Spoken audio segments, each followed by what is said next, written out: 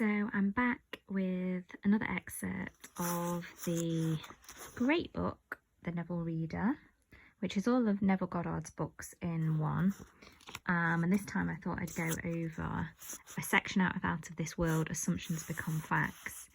And he talks about changing the future, which is nothing more than a controlled waking dream. So our imagination is far more powerful than we have even thought or really believed.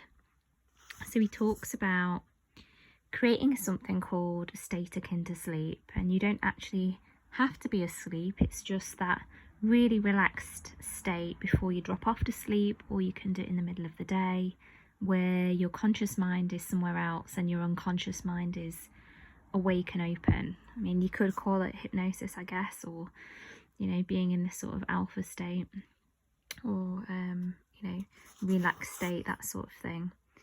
So he says, define your objective, knowing definitely what you want. Next, construct an event which you believe you will encounter following the fulfillment of your desire. Something which will have the action of self-predominant, an event which implies the fulfillment of your desire. So for example, if you wanted a new car, it might be something like receiving the keys and getting into the car for the first time, so signing the papers saying thank you very much and having those keys in your hand and feeling really good. Immobilize the physical body and induce a state of consciousness akin to sleep. Then mentally feel yourself right into the proposed action, imagining all the while that you are actually performing the action, and this is what I've underlined, here and now.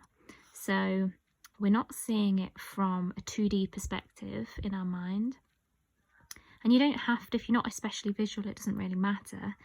I think the feeling is the most important, as Neville says. So if you can get into the feeling and the mood, and whether that's sort of satisfaction, an elation, a completion, a relaxation, a joy, perhaps, something like that.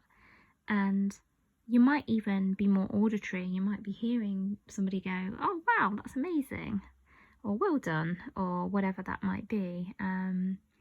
Or you might just feel those good feelings of having completed your goal, or having being that person, whatever it is, so that you experience imagination what you would experience in the flesh were you now to realize your goal. So as I said in the last video, it's sort of making those two, the imagination 4D self and the 3D self, you're making them one. So they're not vibrationally separate, you're basically completely as one. Hope this helps.